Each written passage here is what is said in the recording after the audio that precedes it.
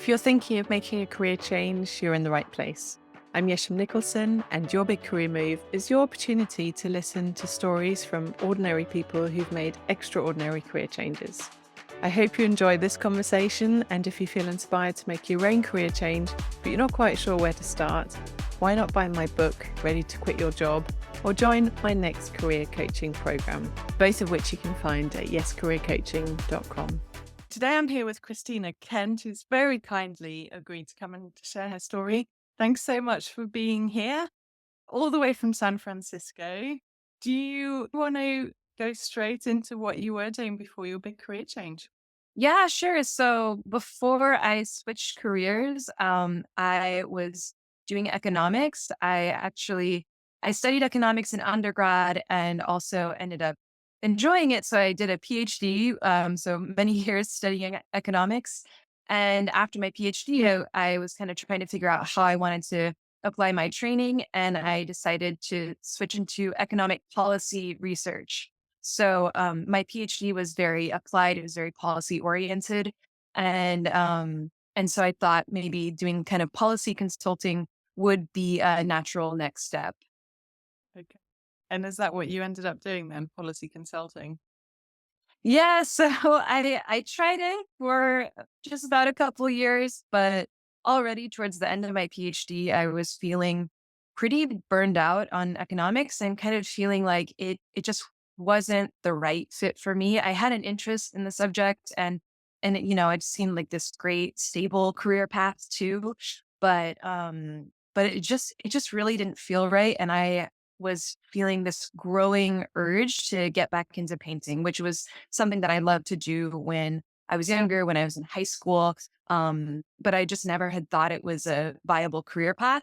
And then as I was dealing with these feelings of burnout in economics and trying to figure out what to do next, I started getting more and more into painting. And I ended up switching to painting full time just at the beginning of this year, actually. Oh, so when you say beginning of this, so what, 2024? Yes. Yeah. It's really, really new. hmm Yeah. It's very. Okay, we're going to dive into all of that. So, first of all, what were the signs for you that you were starting to experience burnout? Because it's a term that gets used quite a lot at the moment. And sometimes I feel like maybe it means one thing to one person and something else to another person. What did it mean to you? Yeah, that's a really good point. Well, and I'm also the kind of person, like, I think I'm very stubborn and I'm very persistent. And I kind of had in my mind that this economics career path was the path for me. Like, I just felt like I kind of had the idea that um if I was struggling, then that kind of meant I just wasn't working hard enough and I just needed to work harder to find success. So during the PhD, I think I started out feeling very motivated and excited. But over the years, I started feeling more of this struggle that things kind of weren't going well with my research. I kind of wasn't finding the results that I was expecting to find. Like it wasn't turning out the way that I thought it was going to be. And there were a lot of things I enjoyed about economics and research, but I started just feeling more and more exhausted over time. And I found it harder and harder to get myself to start working each day. I felt like I also had this feeling that the work that I was doing was never good enough. Like I could never meet the standards that I had set for myself or the standards that I saw in academia in the environment that I was in. Yeah, and it kind of had this feeling of just growing exhaustion over time. But I also had this mindset of, well, if you're struggling, you're just not working hard enough.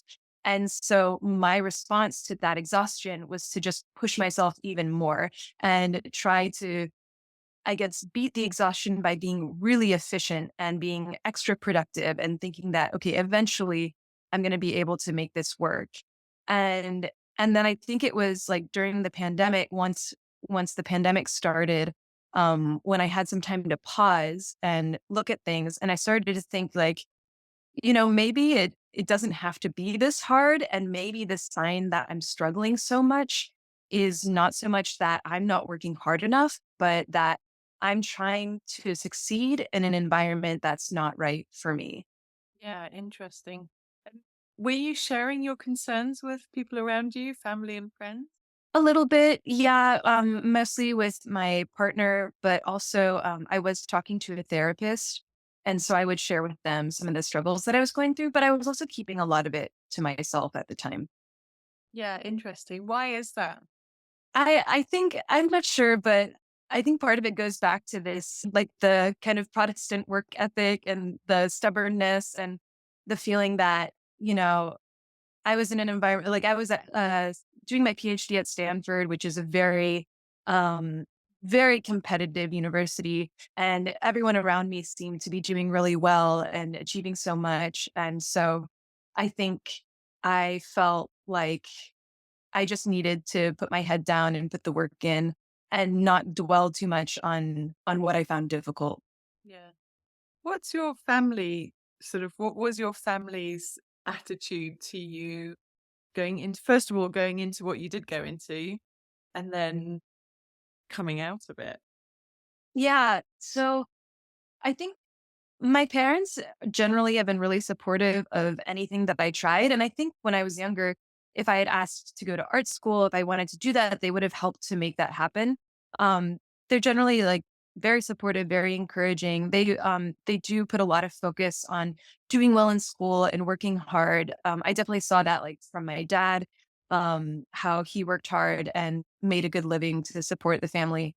And so I think they didn't really understand much about the PhD program. Neither of them went to graduate school, but when they saw how motivated I was and how excited I was to go down that path, they were pretty excited for me and very supportive, and definitely really excited that I was going to Stanford. I was going to this great university. So to them, I think they saw the path that I was on and thought, "Oh, this is amazing. You know, this is really great. She's going down this path. She's going to have a stable career. Economics seems like a great way to make money." So I think they were really happy for me. Yeah. So how did they take the news that you were then going to quit it? Yeah, yeah. So I think I was very kind of careful and strategic in my planning on how I would quit my job, and how I would, make this career change. And it wasn't like I'm pretty risk averse. I don't like to take big risks. I like to plan things out. And so when it came to like as I was realizing like, this really isn't the path for me. I'm really not feeling it. This doesn't feel right, and I feel such a strong calling to move into art and to really devote my life. Like because when I graduated from graduate school and then I started working a regular job, everyone was saying, "Oh, you can just have art as a hobby. Painting is a hobby. It's not a career, and you can just do it on the weekends or in the evenings." And I just felt like I couldn't do that. Like, how could I there was this thing I loved so much, like, how could I just do it on the weekends, and spend the rest of my time doing something that I really didn't feel was aligned with who I was. So, I very quickly realized that, I wouldn't be able to continue with this career in economics. And so I started kind of gradually laying the foundation.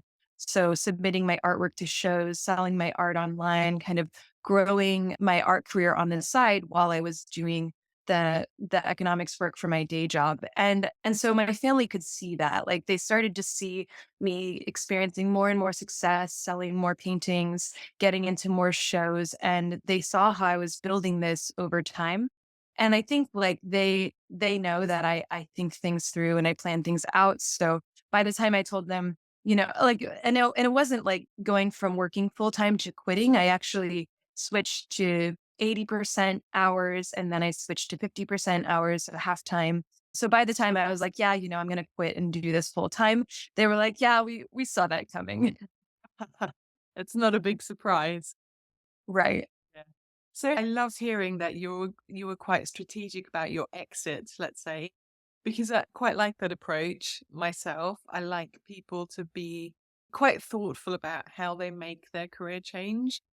Because I have seen people do it as a knee-jerk reaction, and it sometimes doesn't go the way we want. And obviously, sometimes it doesn't go the way we want when we've made a plan and we have been strategic about it. but I do like spending a bit of time on, just creating a bit of a plan for yourself, a bit of a roadmap. So can you talk me through how you went about, like, what was the first thing you did?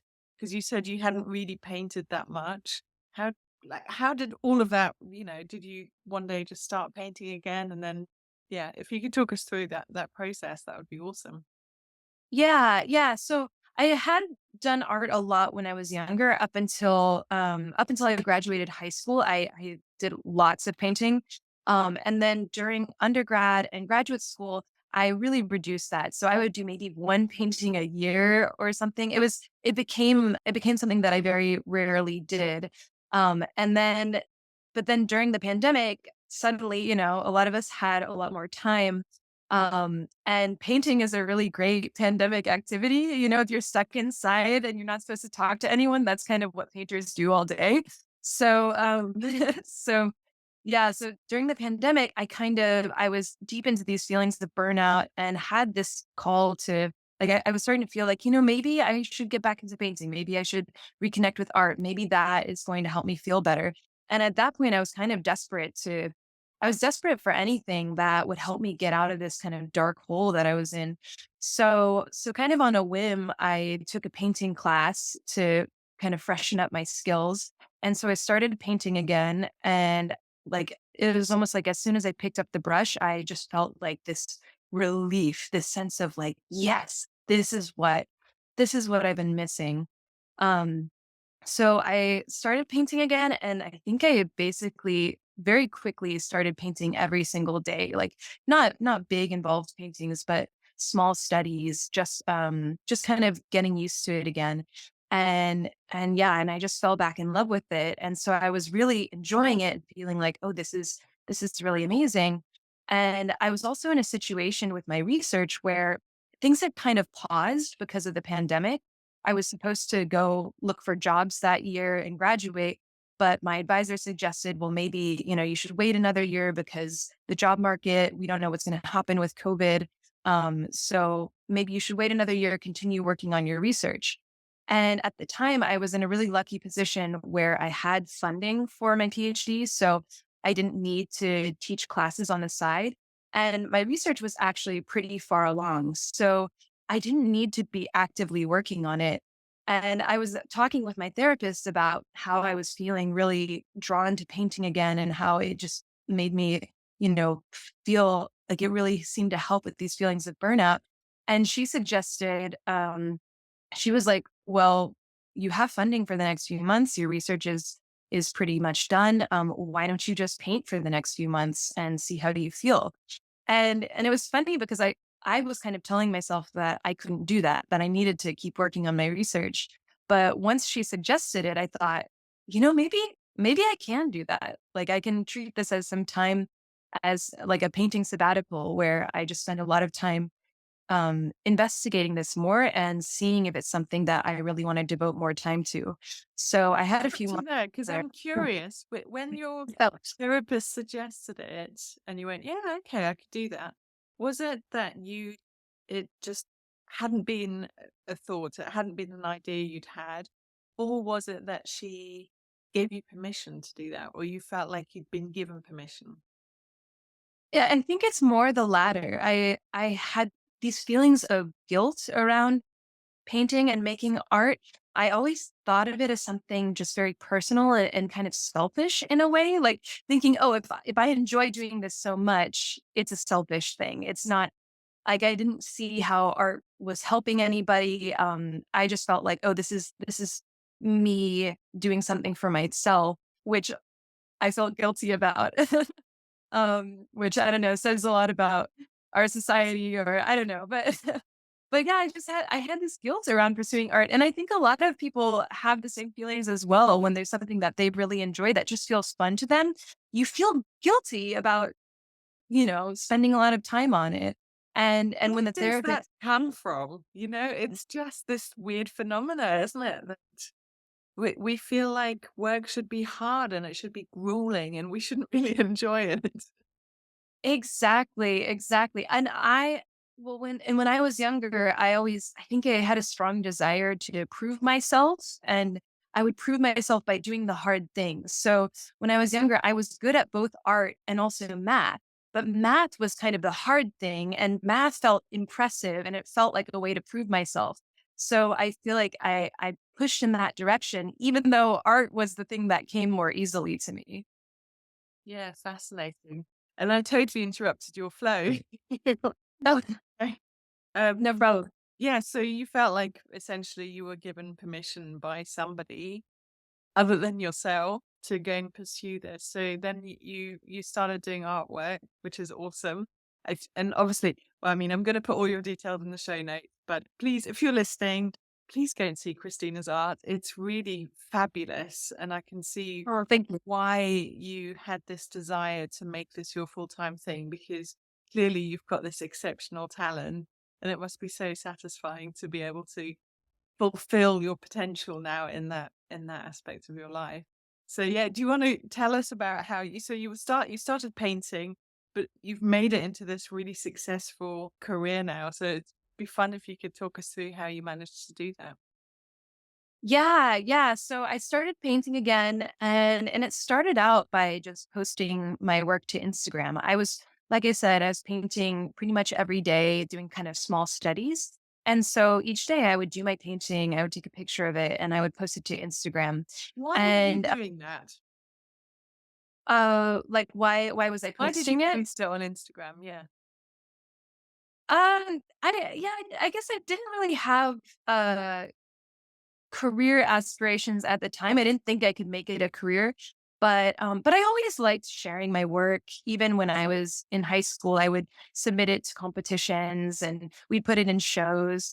And so I've always enjoyed sharing my art and I think I wasn't super active on Instagram when I started, but I think I did follow some artists who inspired me and so I was like, "Oh yeah, this seems to be what artists do. They post their work to Instagram. So let me put my work up there and see what people think and share it with people." So it was more kind of from that sense. You know, back when I started, I really didn't think that I could make a career out of it.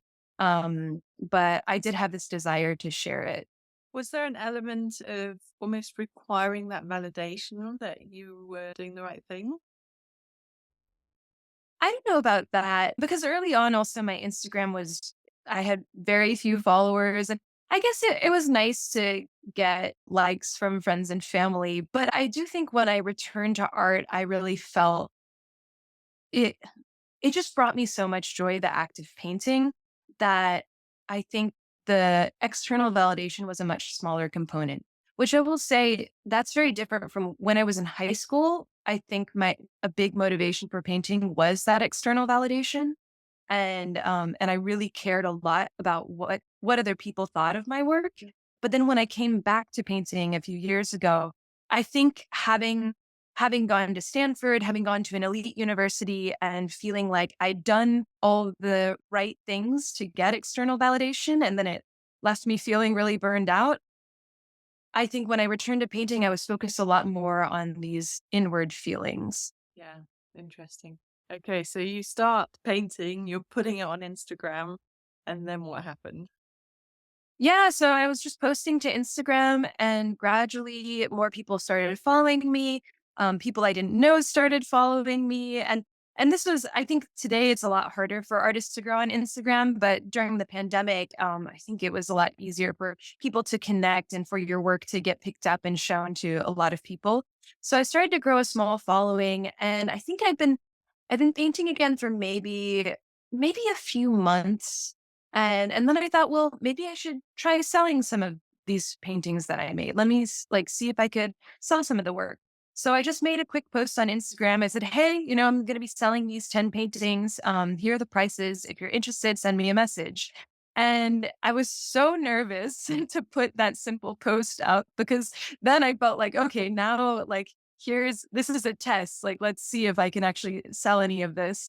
And so I think, yeah, that was pretty nerve-wracking, but my friends are the best people in the world. They're so sweet, and I think each of my paintings was bought by someone that I knew. Though I also kept the prices very, very reasonable, you know?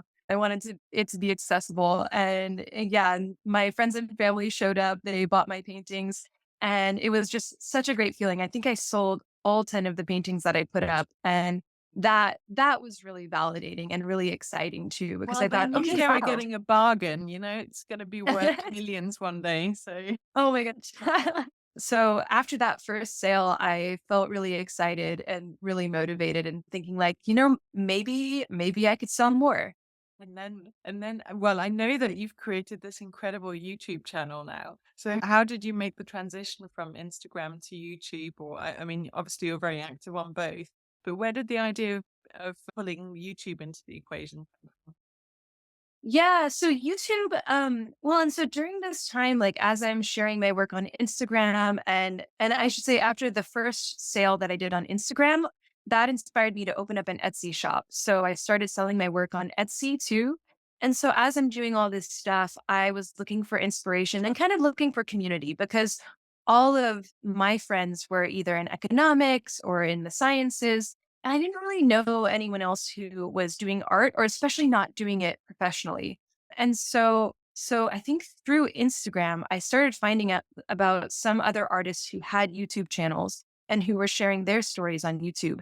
And I just felt so much inspiration from seeing these other artists because a lot of them, like when I was younger, I thought if you wanted to be an artist, you just had to be independently wealthy. I didn't think you could actually make a living as an artist. But through YouTube, I saw people who seemed kind of like me. Like they started out working a day job and then they gradually built more income from their art business. They gradually built a following on social media and they were able to switch to art full time. And so I started following these people on YouTube and hearing their stories and just feeling really, really inspired by their stories and their process. And I felt like, wow, if I had seen this when I was a teenager, maybe I would have tried this, tried pursuing art right off the bat. So I felt very inspired by these other art YouTubers. And so that was one of the things that inspired me to start sharing my story on YouTube too, because I was thinking, well, if these people gave me so much inspiration, maybe by sharing my own story, I can inspire others. Yeah. And you're clearly doing so. You've got a lovely following now, haven't you? And I'm sure you are inspiring lots of people across the world. How exciting to be able to do that. So Yeah. how did you then manage making this your full-time career? Yeah, so it took some time and like I said, I didn't want to make a big leap. And I think one of the other things that I was very careful about because a lot of people were saying like I was saying, I really love this art thing. I think I want to do it full time. And I would hear from people who were saying, "Oh, well, if you take your hobby and you do it full time, you're going to hate it. It's going to be like a job. You're not going to like it anymore." And I was really scared of that. And I was also scared of taking something that felt very spiritual and also felt it was kind of like my my salvation in a way from my feelings of burnout. I felt like I'd found this beautiful thing and I didn't want to destroy it by forcing it to make money for me. Like I was worried if I tried to go full time too soon, then all of the financial pressures would really take the fun out of painting and then I didn't know what I would do. So as I was slowly starting to sell more paintings and grow my business, I really felt like, very quickly into working my day job, I felt like this is not right for me. I think I need to switch. I think I want to do art full time. But I didn't switch right away because I was thinking, well, I don't want to jump into this too soon. And I kind of think about it like with startups too. A lot of startup companies, they'll go through incubators or they'll go through certain programs before they have to make a profit, right? Yes. So I was thinking like, okay, well, this day job, this is kind of going to be my incubator for my art business that's going to protect it until it's strong enough to kind of survive on its own. So what I did, and I was in a very lucky position. My day job, I was work from home, so I wasn't commuting. I had flexible hours, so I was doing policy consulting, and it's kind of like project based work. And I got to just sort of pick the hours of the day I worked. So if I wanted to paint in the morning, then I could work later in the day, which was super super nice. And yeah, and I had these great colleagues. Like it was a really nice, flexible work environment, which I'm so thankful for because I know so many people don't have that situation. I also don't have kids, so I don't have caregiving responsibilities. So I think that helped You me a weren't lot. trying to homeschool anybody during Right. Yeah. So I had relative to other people, I had a lot of time outside of my day job where I could devote to painting. And so sometimes I would get up early in the morning and do my paintings then. Other times I would do it after work. Weekends I was just constantly working on growing my business, whether it was posting new paintings to my Etsy shop or applying to art exhibitions. And so gradually I started and I would post to Instagram every day. So I was posting to Instagram, starting my YouTube channel, kind of just trying to grow an audience. And as I did this, I was able to sell more and more paintings over time and able to gradually grow my revenue. So as my revenue increased, then another great thing about my job is that we could work like fractional hours. So my job as a consultant, we would bill our hours. Mhm. And so I had the option to say, switch to 80% time. So I decided to do that and I just took Fridays off. And that gave me a whole day in the studio where I could devote to painting or work on the business side of things. So as my art revenue grew, I kind of gradually gradually decreased my work hours at my day job. And that gave me this kind of smooth transition until when I was finally selling enough paintings to cover my expenses, then I decided, okay, now it's time. I'm gonna quit this and just focus full time on the art business. What an exciting journey. For anybody that's listening that has a hobby that potentially could make them a full-time living, but they're too scared to do what you're doing, what would your advice be?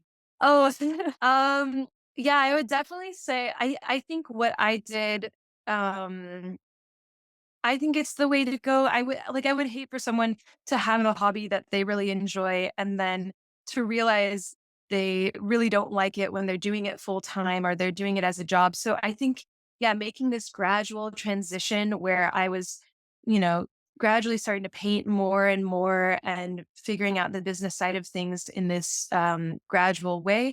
I feel like that was really helpful, and I think about it, there's this book called Design Your Life that talks about how you can think about your life and your career path with a design mindset. And one of the things that they really recommend is called prototyping, where if you think, like, say you think you want to be a full-time painter, then you can kind of test it out in small ways. Like maybe you take a for your vacation from work, maybe instead of going on a trip, you spend like a week or 2 weeks just painting and working in the studio and kind of test it out to see, do you like that? Do you like that work setup? Do you like going into a studio every day and working on paintings? Or kind of like what I did with when I first started selling my work, you can test out selling your work by posting about it or maybe taking your work to an art fair and trying to sell it there and seeing if you can make some sales and also if you enjoy that process. So it's less about like making a big leap and more about doing these like small tests to see if you might like shifting in a different direction. Yeah. But I think that makes complete sense. It's like trying on a dress before you buy it, sort of thing, isn't it? Exactly. Yeah.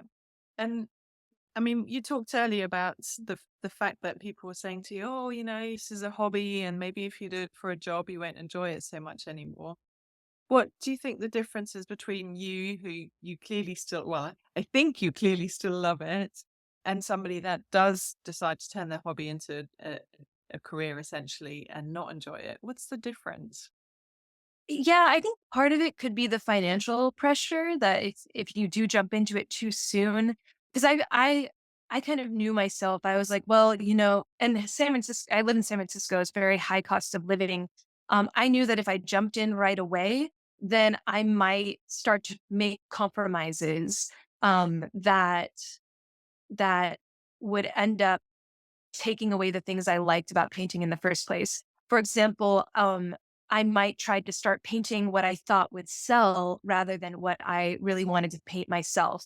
And I really wanted to avoid that. So I told myself, I was like, okay, I'm going to find the audience of people who love what I want to make.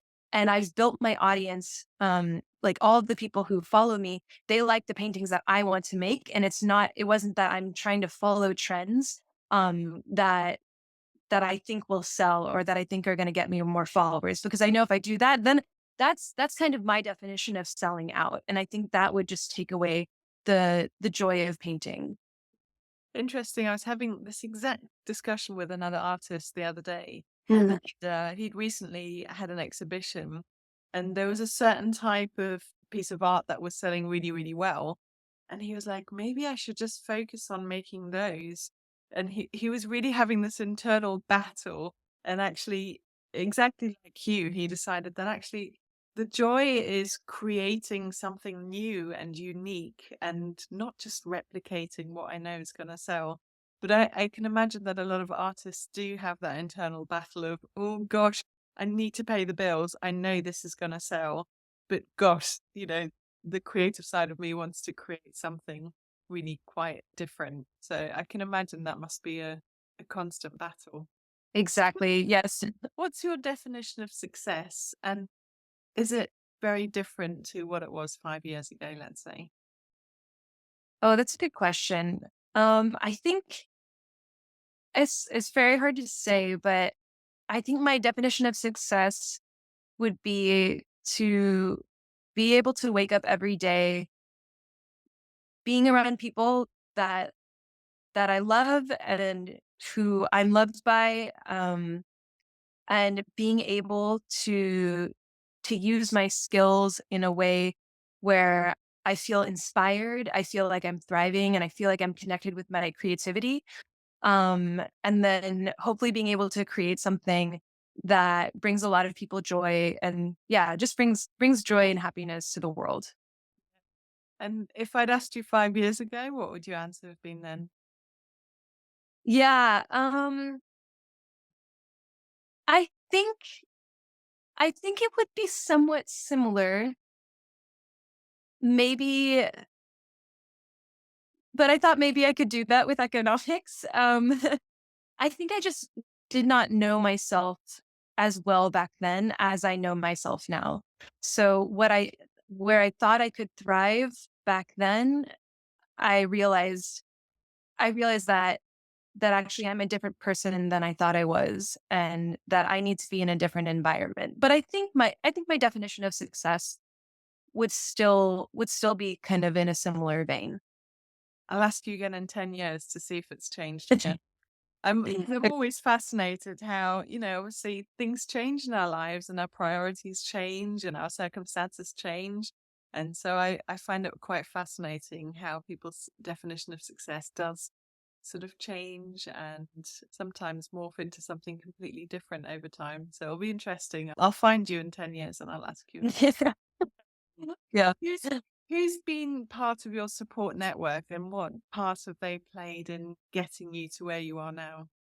Oh, and so many people. I often think about like sometimes I think being an artist and being a painter is somewhat solitary. I spend a lot of time alone in the studio just painting. But when I sit and think about and I think about myself as self-employed, or a solopreneur. But really, I feel like there's so many people on my team. Like my partner, he's super supportive of everything I do, and he helps me on the days when I feel like my paintings aren't any good, or I'm worried if I'm going to be able to sell a painting.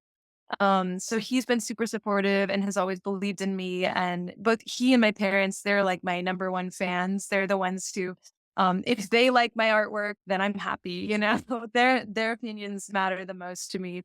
But all of my followers on Instagram and on YouTube, they've been incredible too. People I mean, just like the compliments people will leave, the comments that they share, knowing that the work has really resonated with them or that my YouTube videos have been inspiring to them, like that just feels amazing. And that those are kind of things that I think about on the days when I'm feeling low.